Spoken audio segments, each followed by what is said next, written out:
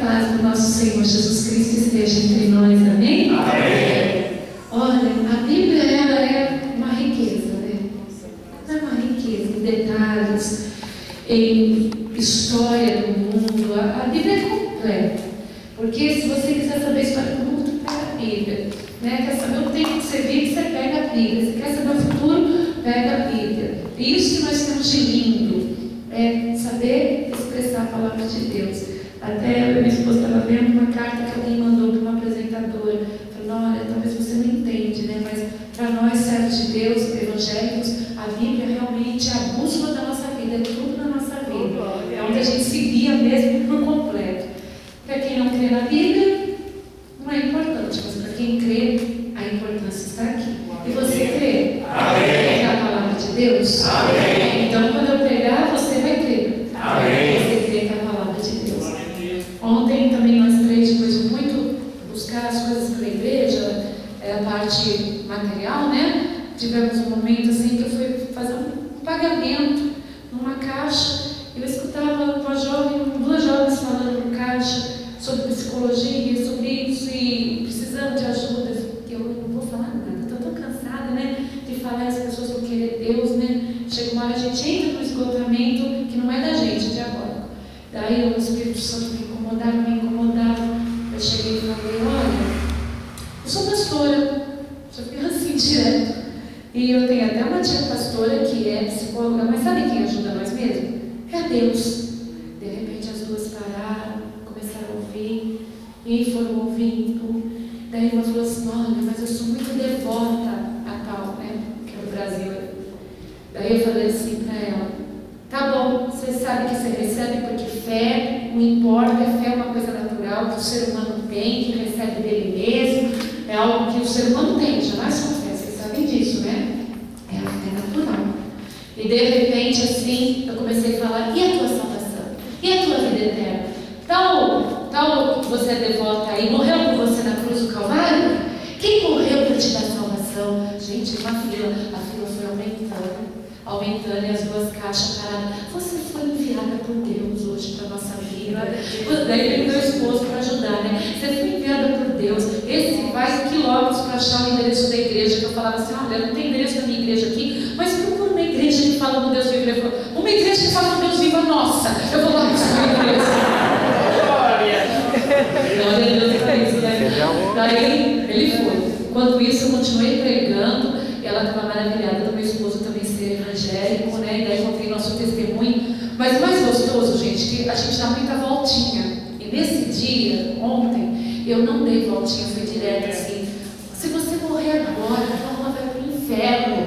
Você tem que ter nova vida, novos céus. E quem resgatou você, Jesus Cristo, faz uma prova com Deus. E eu quero que essa unção esteja em vocês.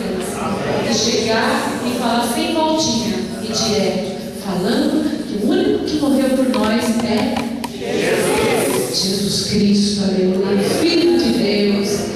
E a gente fala assim, né, pastor Júlio: eu sou novo demais para levar a palavra, né, pastora Cláudia? A gente tem esses hábitos, né, querido? Eu sou sozinha em casa, você já passou por isso. Eu sou o único a conhecer o Deus vivo. É difícil mesmo, eu sei disso, né, nós sabemos. Como é difícil, tudo é difícil para nós, já percebeu? Quando se trata das coisas de Deus, como nos tornamos o cansado da história? O cansado, o burro, o esgotado, o tapado, o que não consegue falar. Quando é qualquer outra coisa, a gente tem força. Mas quando é para Deus, vem esse desânimo. Vamos falar: vinha esse desânimo. Nós vamos na igreja de Deus. Porque se você abrir comigo em 2 Crônicas, capítulo 34, você vai ver uma história maravilhosa. Nós vamos ver os detalhes. Um dia eu falei por cima, mas hoje eu quero falar em detalhes. De um garotinho de 8 anos. Nós não temos ninguém aqui de 8 anos. Um garotinho de 8 anos, de repente, coitadinha, colocado como rei do povo de Deus. Tadinho, está lá em Jerusalém, tendo que reinar um povo cheio de vícios, um povo velho, calejado de sofrer, de fazer besteira, um povo que já estava voltado às idolatrias. 8 aninhos. Lembra quando você tinha 8 anos? A gente pra mim, babaquinha, né? Meu Deus. Tu lembrou? Dá pra lembrar? É tão antigo assim que não lembra? Né, Bim? Né? Não sei, a gente é tão antigo assim que não lembra? Mas volta lá aos 8 anos de idade. Babaquinha. Ai, meu Deus, eu lembro direitinho da Tati com 8 anos. Meu Deus. Eu lembro de... Ai, o Diego, só dormia no culto. Jesus. Sabe, eu só pensava em me anular com 8 anos. Mas essa eu tenho que falar. Hoje estou olhando para a Márcia Coelho, porque nós estávamos falando sobre isso lá em cima. Olha, sobre então, não lembrar e lembrar. Continua aí, lembrando aí, então vocês conversam. 8 anos de idade, muito forte, né? Forte. Que gostoso quando eu converso com vocês e Deus fala com vocês. Viemos direto. Isso é maravilhoso, né? Continuando com Deus, amo vocês. Aquilo, sabe, pastora, quando perde a... Que Deus... que é assediado, que é doente. Ah, tá. Mas não importa, como é 8 aninhos, olha que lindo, Deus é maravilhoso. Aí, lembra lá quando vocês eram babaquinhas mesmo, tontinhos, acordavam fazer de vocês o que queria, né? Influenciar, né, o Daniel, que ficava na porta da igreja brigando com o Lucas, né? E brigando com o uniforme também do grupinho, eu lembro disso, você não queria pôr. Olha, 8 anos, tentando subir em árvore, né? Querendo ser o tal da mamãe, 8 anos, aí vocês. Uns com lembranças tristes, né? Mas vocês devem ter comentado, e outros com lembranças bonitas. Mas não tem autoridade nem sobre o corpo, quanto mais sobre uma nação. Mas esse garotinho, ele foi crescendo e procurando entender o Deus do antepassado dele, chamado Davi. Na Bíblia fala, o Deus do seu pai Davi, mas não era pai dele, já devia ser tataravô, você vai por aí. Era já longe. E ele tentando lembrar do Deus do... Vamos falar do pai, não é do pai, é distante a genealogia. O que Davi fazia quando estava no reino? Ele buscava o tal de Deus vivo. E ele foi se aperfeiçoando nisso. Mas aí você pergunta assim, lógico, né, pastora, tinha as tábuas, não tinha nada. Nessa ocasião ainda não tinha nada. Tinha muita idolatria que tinha deixado o governo para ele. Tinha colocado idolatria para tudo quanto é canto, gente. Adorava sol, adorava tudo. Tudo que punha ele adorava. Fui o povo de Deus adorar também. Então Josias, olha que nome, né? Nome é ungido. Josias, ele pegou, vai para o governo, ele vai crescendo, se desenvolvendo e querendo esse Deus, no meio de tanta idolatria, no meio de tanto bonequinho, no meio de tanto desenho, tanta gente virando o popó para cima e adorando deuses estranhos, ele quer o Deus de Davi. Daí quando ele chega aos 16 anos, que fala que é do 10º ano do reinado dele, então ele já tinha por volta dos seus 16 anos, ele se empenhou a buscar esse Deus verdadeiramente, esse Deus de Davi. Mas ele, gente, ele ia pelo que ele ouvia, mas não pelo que ele via, porque o que ele via era idolatria em todo lugar. Isso aconteceu com vocês, né, pastora, que nasceram em lares idólatras e buscavam. Você falava assim, esse boneco olhando para mim, eu não gosto não. Vai fazer a reza, você fala, eu não vou fazer essa reza não. Quantos aqui se rebelaram como criança na adolescência, de não querer meu esposo, minha mãe, né? Chegava assim, faz aí. Não gosto. Olhando para mim, não é para mim. Muitos que nasceram em lares idólatras tiveram essa atitude. É ou não é? De repente, o que acontece? Ele vai e busca mais a Deus. Ele falou, o Deus de meu pai, que é pai Davi, ele derrubou, ele não tinha nada disso aqui, então eu vou fazer o seguinte, eu vou começar a derrubar. Com 18 anos ele já estava derrubando idolatria. Ele pegava Deus isso, Deus aquilo, Deus sol, ele foi derrubando, ele foi entrando pela casa do Senhor e foi derrubando tudo. Ele pegou e chamou mais gente para derrubar as idolatrias. Essa semana, quando nós fomos ver os terrenos da igreja, nós entramos por uma trilhinha assim, e tinha lá uma dessas idolatrias que o Brasil gosta, né? Que certas pessoas do Brasil gostam. E estava lá, e nós passando pelo barranquinho, eu falei, não, tu não vai ficar aí não. Fui, olha que eu tenho medo de cobra, viu? Tenho medo. Fui, peguei uma vara seca, falei, tu não fica aí não, eu te quebro em nome de Jesus. Daí nisso quem quebra? Minha vara, minha loja. Aí vai do meu jeito mesmo. E foi pro chão, mas meu esposo olhou quebrando e falou assim, ela não vai ficar quebrando sozinha não. Sobrou a cabecinha dela. Aí nós dois vamos igual criancinha contar para a pastora Cláudia que a gente o grande feito da gente. Foi maravilhoso. Para mim, eu cresci fazendo isso, quebrando as obras de Satanás, os deuses do amor. E eu quero que o povo de Deus continue assim. Olha, quando você aceitou Jesus, você não fez isso? Ou aquela pessoa que aceita Jesus e fala assim, ó, mamãe não vai precisar mais de você, viu? Eu vou dar você pro tio Zé que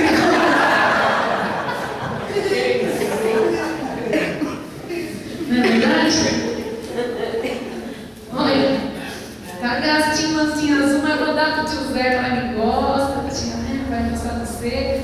Embrulhada. Não, gente, o povo de Deus não faz isso. Por exemplo, né, o povo de Deus se converte e deixa aquelas músicas mundanas. Mas o cara era fissurado.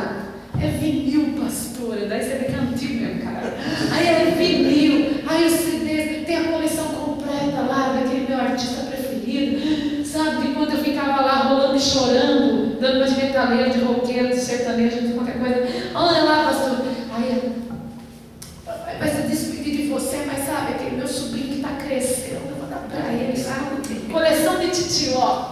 Maravilha, filho. Você quer colecionador, vai adorar. Olha, a mulher de Deus não faz isso. Tem uma historinha, posso contar, Deus? É uma pessoa chegadinha nossa, né? Diz que quando aceitou Jesus era tanta inocência que tinha aquelas garrafas de tudo quanto é bebida cara, vendeu tudo para um cunhado para comprar uma Bíblia.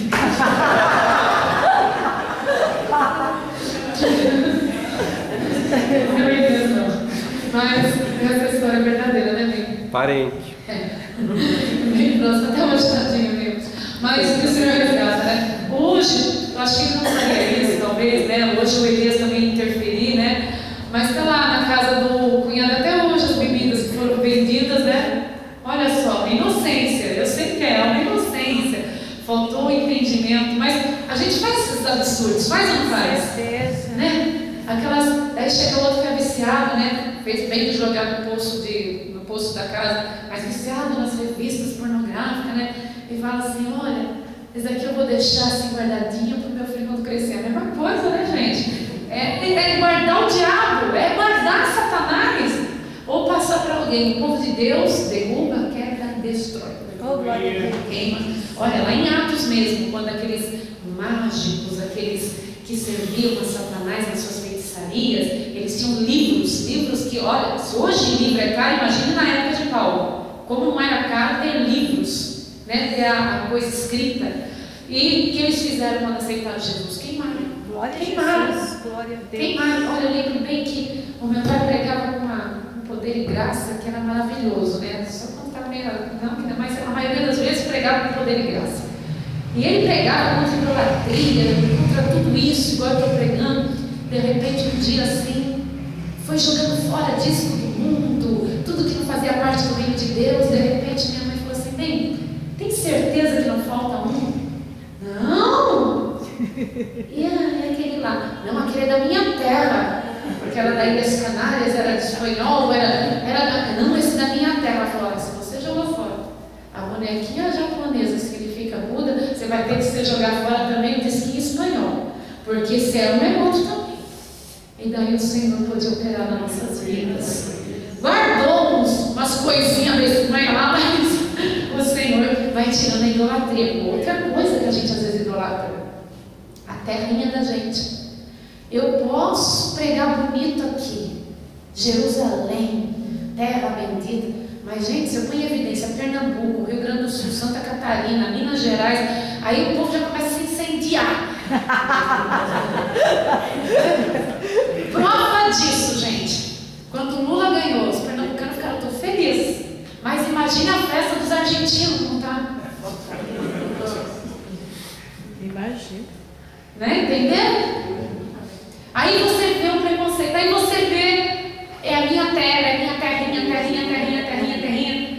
Eu estou muito feliz com o que aconteceu. Gente, eu estou sorrindo sozinha. Porque o brasileiro merecia essa. Né? Vai parar com essa besterol toda e vai entender que não existe nada disso. Deus é maior que tudo. Não é? Com certeza.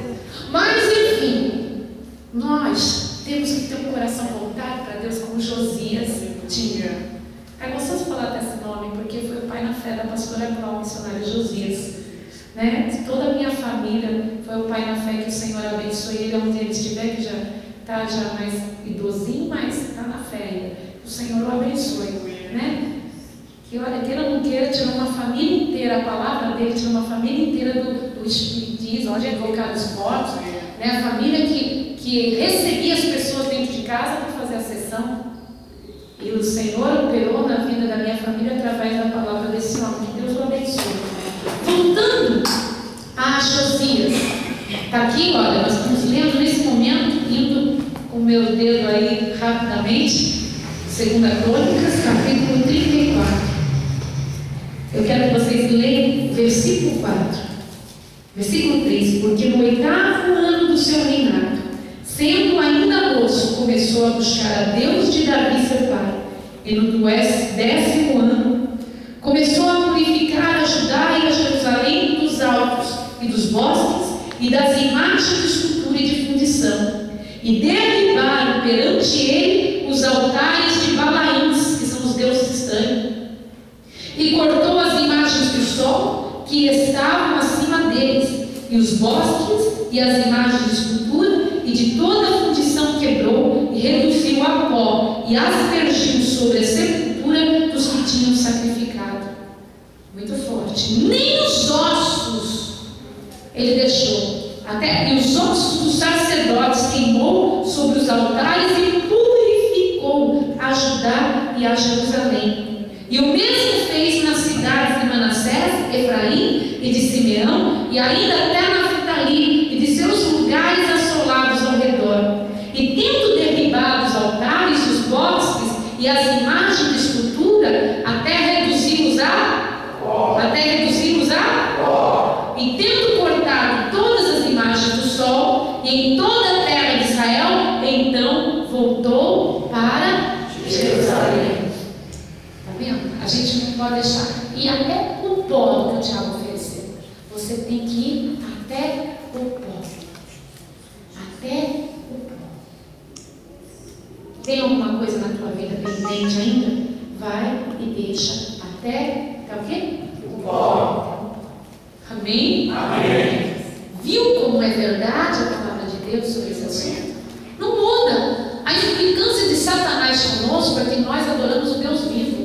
Ele, olha, por mais fraquinho que nós somos, eu acredito que a maioria de nós aqui não se dobra diante de uma imagem. Glória a Deus. É ou não é? Você tem essa virtude? Eu tenho. Amém. Tem? Amém. Você adora somente Deus vivo? Amém. Aí o diabo vai querer fazer você se prostrar em outros aspectos, queridos. Por isso você tem que ficar sempre atento. Tem gente que é de Deus que está se prostrando diante do diabo, que nós vimos. Pessoa forte, parecia forte na fé, por causa de filho, está fazendo show por aí, show do mundo. Filho é um ponto perigoso, queridos. Filho, filha, quando eu falo filho em geral, netos, a geração da gente, é algo perigoso. Perigoso. Porque eles vêm com jeitinho e vai tirando você da presença do Senhor sem que você perceba. Você tem que ser mais forte, você tem que ser como Davi foi, que depois de tantas gerações, Josias quis o Deus daquele homem. Não é você se prostrar diante dos deuses que seus filhos buscam, é você ser como Davi, você ser tão forte que mesmo sem ter nada na mão para explicar o que o vô fazia, o bisavô, tataravô, aquela criança, aquele jovem entendeu que tinha que derrubar os altares de Satanás. Está entendendo isso? Amém? Eu quero que você tenha essa força, essa autoridade, esse testemunho, que ainda que você esteja morto, o seu testemunho continue adiante. Amém? Daí, quando a gente põe o pecado no pó, você pode reconstruir alguma coisa, viu, queridos? Às vezes você quer construir um castelo na tua vida, você quer construir algo do Senhor na tua vida, sem colocar tudo que o diabo implantou por terra. Primeiro passo, coloca o que o diabo implantou na tua vida por terra. Depois você vai e constrói. Depois você vai e reconstrói. Depois você vai e reforma. O que Josias fez no versículo 8 em diante. Ele começou, depois de purificar tudo, a reformar a casa do Senhor. Daí eles pegaram o dinheiro que tinha nos umbrais, o dinheiro que era dado, o dinheiro que era guardado. Hoje é como a gente colocar no fundo de ação, no fundo de poupança, no investimento, o dinheiro da igreja, a gente coloca, daí fica esperando o momento que dá ordem o Senhor ao sacerdote para pegar as pessoas e começar a pagar, para começar as reformas, para começar a atitude de Deus. Também começou a parte dos levitas, o instrumento. Aqui vai colocando o Senhor a mão dele sobre a casa, para a reforma, para a reconstrução, para que Deus seja adorado dentro das casas, da casa dele. Entende? Amém. Amém? Amém. No versículo 10: e entregaram aos que dirigiam a obra e superintendiam sobre a casa do Senhor, e estes deram ao que faziam a obra e trabalhavam na casa do Senhor, para consertarem e repararem a casa. E deram aos mestres da obra, aos edificadores, para comprarem pedras lavadas, madeiras para junturas, e para sobradarem as casas que os reis de Judá tinham destruído. E estes homens trabalhavam fielmente na obra, e os superintendentes sobre eles eram Jaate, Obadias, levitas, filhos de Igal, para adiantarem a obra, e outros levitas, todos que eram peritos em instrumentos de música. Estavam também sobre os carregadores e os interruptores de todos os que trabalhavam em alguma obra, e dentre os levitas eram os escrivães e os oficiais e os porteiros. E tirando eles o dinheiro que tinha trazido à casa do Senhor, e o guias, o sacerdote achou o livro da lei do Senhor. Quer dizer que enquanto eles começaram a mexer, primeiro levaram todos os altares de Satanás, por tudo quanto é canto, tudo quanto é cidade, dentro da casa do Senhor, fora da casa do Senhor, tudo lugar. Aí eles foram para pegar o dinheiro que estava guardado, porque não tinha poupança naquela época, né? Então tinha que guardar em algum lugar. Quando foram pegar o dinheiro guardado para fazer a reforma, o que o sacerdote acha? As leis que Moisés tinha escrito através de Deus, que Deus tinha escrito para Moisés, as leis do Senhor. Então quer dizer que até então Josias, pastor, não tinha nem pego na mão as leis. Josias fazia tudo realmente pelo testemunho de Davi. Josias fazia pela obra de Deus. Hoje é o que eu falo, gente. É o que eu falo. Às vezes o seu parente, o seu irmão, o seu vizinho nunca pegou uma Bíblia, mas ele olha para você e quer seguir o teu Deus. Ele quer seguir o teu Deus. Ele quer seguir o poder do Senhor na tua vida. Esse negócio de falar assim: ah, precisa da Bíblia, precisa da Bíblia sim. Mas ele nem tinha pego uma Bíblia, vamos falar nas leis da época, né? Hoje nós usamos a Bíblia.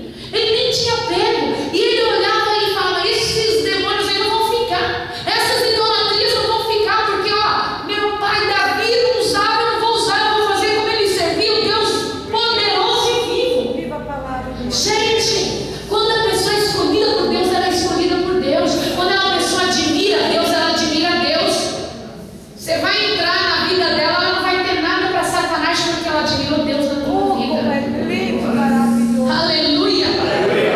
Eu falava hoje com meu esposo que difícil quando as pessoas crescem na idolatria e você não tem como debater com elas, porque são boas pessoas. Pessoas da minha própria família, tem assim, crianças maravilhosas que cresceram, bons filhos, compreensivos, trabalhadores, educados, limpinhos, pessoas maravilhosas. E como eu vou chegar lá e falar: você vai para o inferno? Difícil, é complicado. Então, eu creio que o testemunho do meu avô, da minha avó, o testemunho nosso de tios, primos, há um dia de atingi-los, e eles vão realmente servir o Deus vivo. Eu quero isso para a vida deles.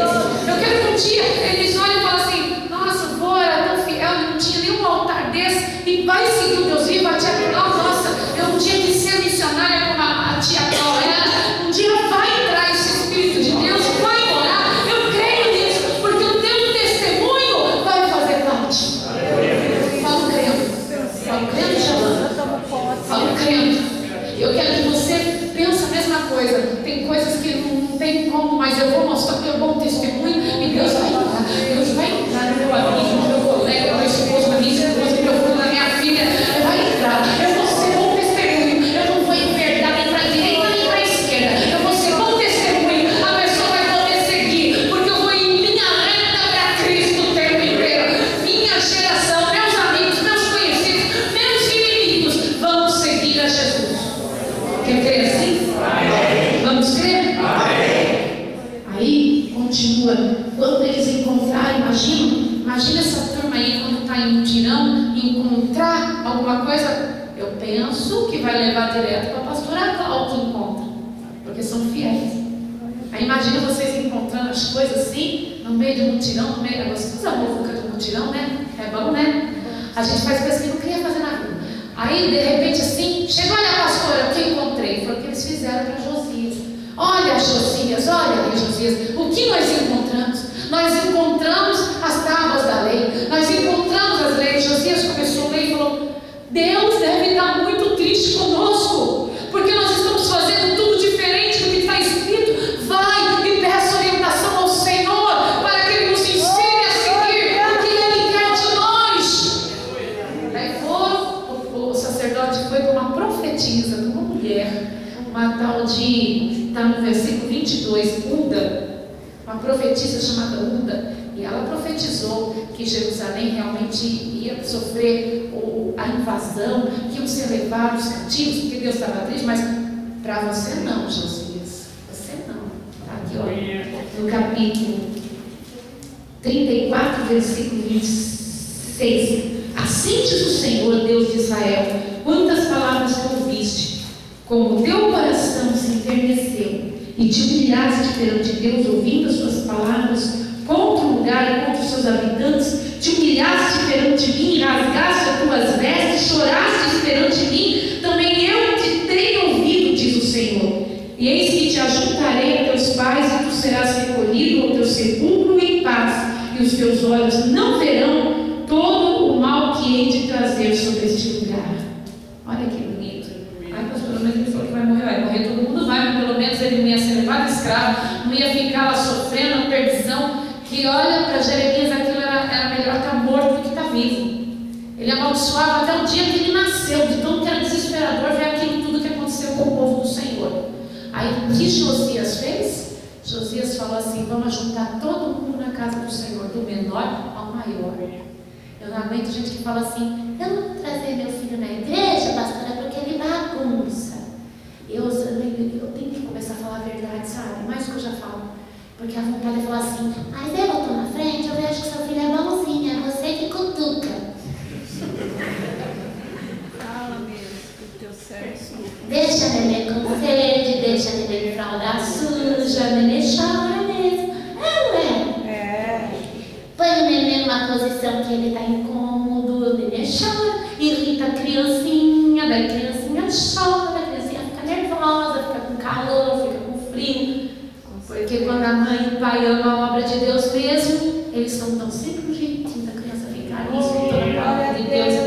E aí ele tem um pregador dormindo ali. Aí fica igual Felipe, que sabe toda a mensagem. Glória a Deus. Vocês podem ter todo defeito, mas naquele lá vocês não tem não. Está bem criado. Então, aí é um pregador que termina a pregação e fala: pastora, e a continuação da pregação é assim, ó. Glória a Deus. Tremendo. Glória a Deus por isso, né, gente? Já é um troféu isso para nós, para na obra. É um troféu que o Senhor sempre guarda o livro do mal. Mas enfim, queridos, você acha? Aí fica com aquela cara assim, mas o certo é trazer na casa do Senhor. O certo, aí eles fazem questão de trazer a nossa galera. Aí traz daquele copinho para a criança ficar mais. Só para falar, não traz mais. Ele fala assim: Senhor, queima essa mãe espada, porque essa criança não geme. Gente, olha que gêmeos dá trabalho, porque são dois. A Adriana dá uma voltinha assim, ela vai lá, ninguém percebe, ela vai lá na vidraça, com a Madu para escutar a pregação. Olha a Deus. Eu vejo, não sou bobo, eu vejo, mas vai crescer na casa do Senhor. Em nome de Deus, né, Deus? Vai crescer na casa do Senhor. Aleluia. Assim não é. Chega uma hora que a criança fica realmente um aninho, um pouquinho, fica mesmo. Mas que tem um jeitinho, tem de crescer na casa do Senhor. Olha, tira fora da casa do Senhor, depois a coitadinha vai chegar lá e falar: que lugar é esse? Não vai se ter. Porque quando o homem de Deus convoca, isso aconteceu em Josafá, aconteceu em todas as histórias de homens valentes de Deus, quando eles convocam, o povo vai do menor ao maior. É bíblico, está aqui no versículo 30, ó. O rei subiu à casa do Senhor com todos os homens de Judá, habitantes de Jerusalém, e os sacerdotes, Levi, todos o povo, desde o maior até o menor. Ele leu os ouvidos deles todas as palavras do ouvido do conselho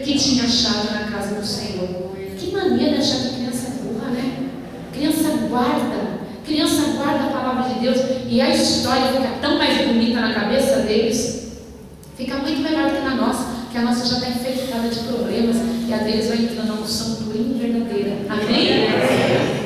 Aí Josias tirou lá no versículo 33 todas as abominações de todas as terras que eram dos filhos de Israel, e todos quantos se acharam em Israel, obrigou que tal culto servisse ao Senhor seu Deus. Todos os seus dias não se desviaram de após o Senhor, Deus de seus pais. Que bonito, né? Ali o governo e a religião andavam junto, porque era a igreja do Senhor, era o povo do Senhor, era o povo de Deus. Depois que eles uniram, era o povo do Senhor. Não era uma nação da terra, era uma nação eleita. Mas não somos uma nação da terra, nós somos uma nação eleita.